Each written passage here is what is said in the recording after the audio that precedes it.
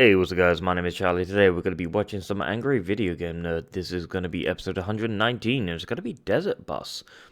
So let's check this video out, shall we? Let's go.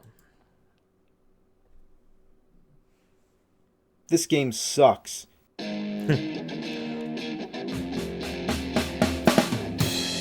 gonna take you back to the past to play the shitty games that suck ass. He'd rather have a buffalo take a diarrhea dump in his ear. He'd rather eat the rotten asshole of a roadkill skunk and down it with beer. He's the angriest gamer you've ever heard.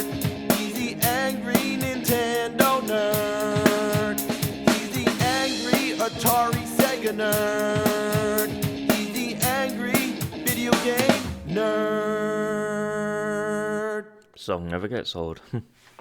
There is a game that is said to be even worse than Big Rigs. It is also a driving game, and it's called Desert Bus. It was so unspeakably dreadful that it was canceled before it was ever released. It was one of 6 games included in Penn and Teller's Smoke and Mirrors for the Sega CD. That's right, Penn and Teller were behind this.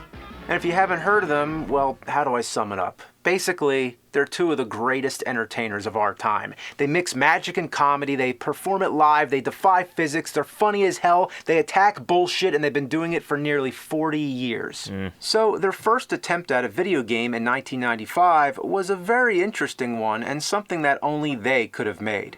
See? You gotta be careful, those thermographics. Smoke and Mirrors is like the anti-video game.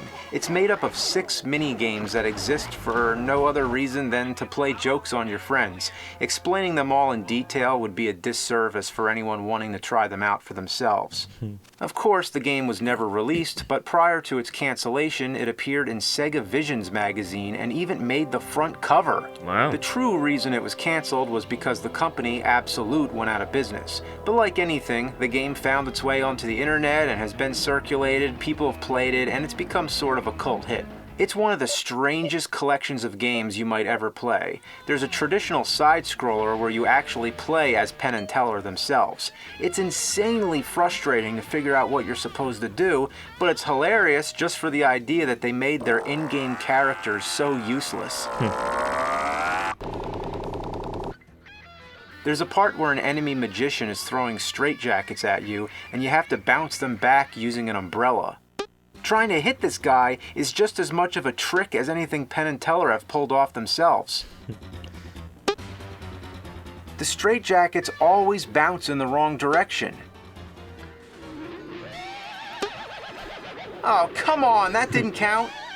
Overall, the whole game is worth it just for the abundance of Penn and Teller clips. Watching these guys, you can't go wrong.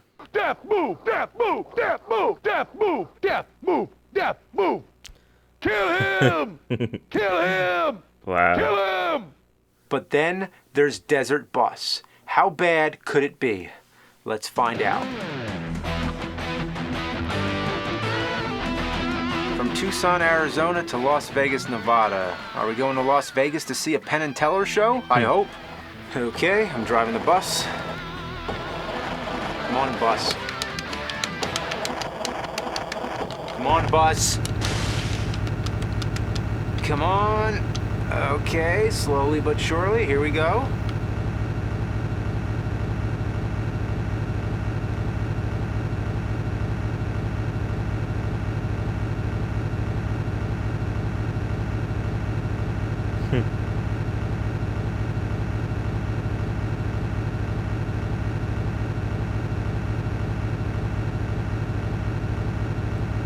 Is that it?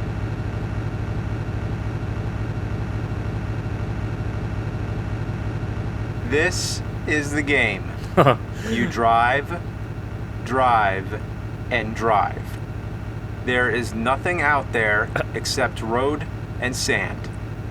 Occasionally there's a rock or a sign, but that's it. There's no passengers to interact with, no music on the radio, nothing to keep you occupied. The road never turns, there's no other vehicles, there is absolutely nothing. You can open the door with the B button. Basically, it makes a sound effect. That's a little something you can do to entertain yourself. The bus can't go any faster than 45 miles per hour. I don't know why. Maybe Dennis Hopper has a bomb on it or something. So there's no hope of speeding up this test of human attention span. So how long is this trip? It's 360 miles to Las Vegas at 45 miles per hour. That would mean 8 hours. Wow. This is a fucking 8-hour game! Whoever needs to take a road trip when you can simulate the whole experience in real time on your Sega CD? What were they thinking? Well, this time we have an answer. Penn and Teller make it clear right before the game starts that the whole joke was to make a game that's just like real life. Vera simulators. Games stupefyingly like reality. I've read in various interviews with Penn that this was in response to all the controversies at the time about all the hyper-violent video games. So, instead of something imaginary and fun, here's the real-life mundane task of driving a fucking bus for 8 hours! Well, if we're gonna do this, we're gonna need several bathroom breaks. Let's pause it. What? The start button blows the horn. How'd you pause? There's no pause. Oh my god. You just have to keep driving. I wonder how many people have pissed their pants while playing this. You can't even stop to get something to eat. The manual, and yes, there is a manual, says no, it's not an oversight. Does your life have a pause control? Wow. Oh my god. I'm right there with you, nerd. I'm driving.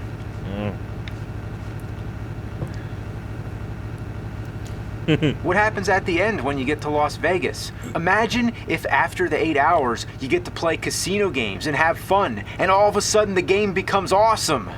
Well, I looked into it. You want to know what happens? You get a point. A point. 1 fucking point! And then you gotta drive all the way back. Every 8 hours a point. Those are the slowest points in video game history. Oh my did God. Penn and Teller really make this game, or did Andy Warhol rise from the dead?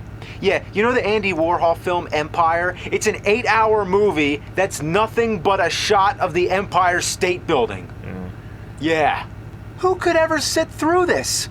Well, there was going to be prizes. Penn and Teller were actually planning to have a desert bus contest. You send in your score, and the grand prize was a trip on an actual bus from Tucson to Las Vegas. But you'll get to see a show and have a 4-night stay at Bally's. That only begs the question, who has the high score in Desert Bus? Well, apparently, the highest you can get is 99, which would mean putting in 792 hours, or 33 days of continuous gameplay. And speaking of long hours, I just found out there's a group who do an annual marathon of the game for charity. It's called Desert Bus for Hope, and it's been very successful in raising money for children. So at Wow. least something good has come of this game. Yeah. They must be some serious troopers. I can't sit through 10 minutes of this shit. I've heard that every once in a while, a bug will splat on your windshield. I'd be happy just to see that. I'm suffering from so much sensory deprivation that anything to break up the monotony would be amazing. If a bug came and splat on this windshield, that would blow my fucking mind. Wow. But I'll never have the patience to get that far. I'll never even get a single point. Just gotta hold your thumb on this button for so long. Wait. Oh! Yeah. Nice. That's what How do I you would like do. that trick, Penn and Teller? If you can't beat the game, let the game beat itself. Smart.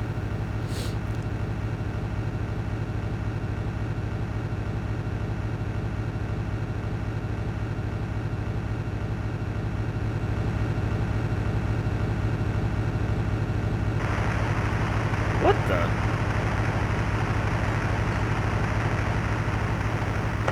What the fuck? It's stuck. The bus is stuck in the sand.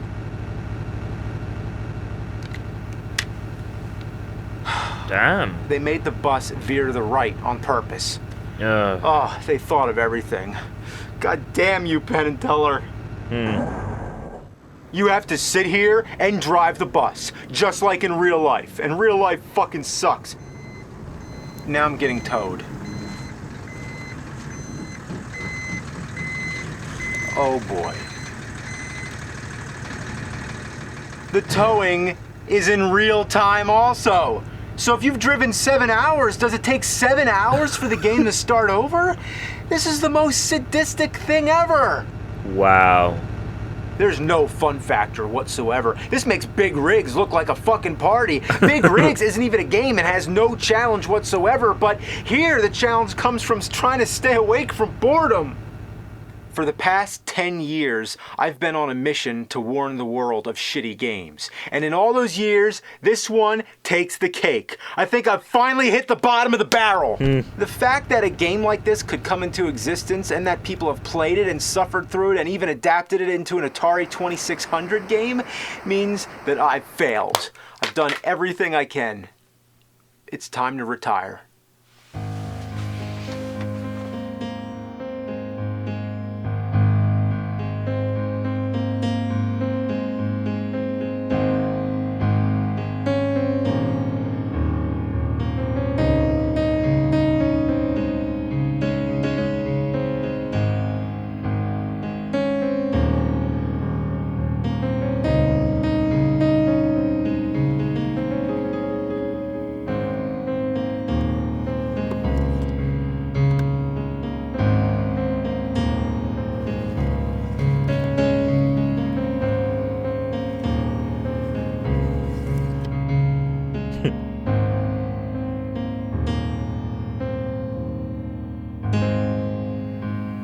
One more, for all time's sake. This game is a hack of Castlevania 2 by the almighty Guru. As I said 10 years ago, the original game is full of problems. How would you ever figure out that you're supposed to throw an oak stake at that orb? One of the biggest problems in the game is how cryptic it is and how none of the townspeople tell you anything that's useful. Instead of giving you clues like any other kind of adventure or RPG game, they just give you a bunch of nonsensical riddles. But here, in Castlevania 2 Redaction, we have real clues. Yeah, all the dialogue's been fixed, and now it actually makes sense. I can't believe that somebody's actually been trying to fix this shitload of fuck. But what about the day-to-night transitions? Why did they think that that would be a good idea and interrupt the gameplay? Did they think it would be more realistic? I mean, in real life, I don't have to stop in my tracks when the sun sets and a fucking box doesn't pop up in the air.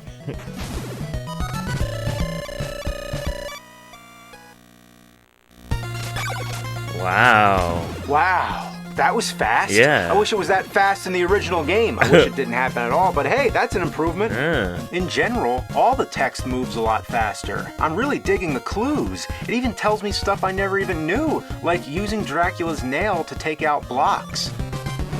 I had no idea you could do that. He doesn't look anything like Dracula. Instead, he looks like a Grim Reaper. Even Dracula's face has been changed. It's still annoying how long it takes to collect hearts to buy stuff, and also those annoying invisible platforms are still there. But all these improvements are a good start. The most annoying cryptic thing of all is how it never tells you how to pass through the wall. Would you guess that you're supposed to pass through this wall? You need to have a red crystal selected and be kneeling down and wait a little while before this magic tornado comes and takes you to the next part of the game.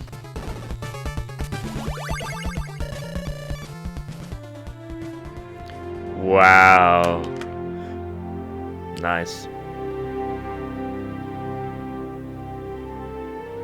I've wanted to see that clue ever since I first played this.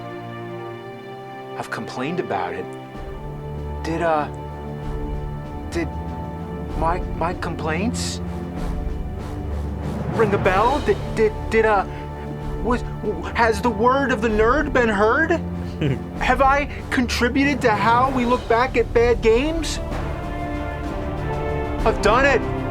It's not in vain. There is no retirement. The show must go on. I must continue reviewing shitty games because that's what the world needs. But where do I go from here?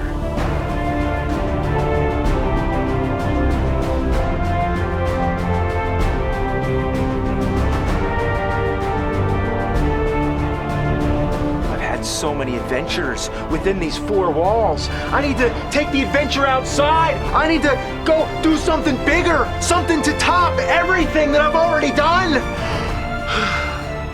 But how do I do that?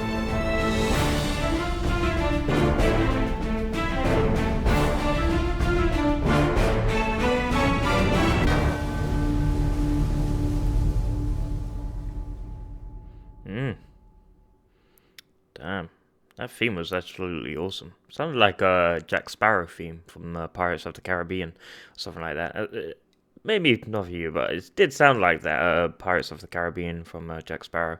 You know, it did sound like that. Maybe it was from something else, but it was similar.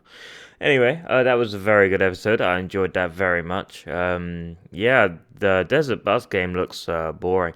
However, to be honest, it's not really something shocking. Well, for the time back then, yeah. But it's not as shocking, because I've seen a lot of simulation games like airplane simulations, train simulations, car simulations, bus simulations, train simulations, you know, life simulations. There's fucking simulations coming out your ass on every single, you know, category. On Steam, there's like simulation games on everything. Baby simulations, relationship simulations. I mean, it just goes on and on and on. It's insane. So yeah, the simulation franchise has really sprung. So I've played quite a lot of simulation games. They're all boring for me. I don't really like them. But yeah, it's not as shocking, because I've played a lot of simulation games, and so it's not as shocking as it is to others. But yeah, there's no pause button. That is shocking, because you should be able to pause the game if you need to pick up a phone call or take a piss. And the fact that they just said, in real life, can you pause your life, is just like, wow. what bullshit. But yeah, that was a very good episode. We're going to end it here. So if you like this video, make sure to give a like, comment down below, and make sure to subscribe to my channel. And I'll see you guys in the next episode. Peace.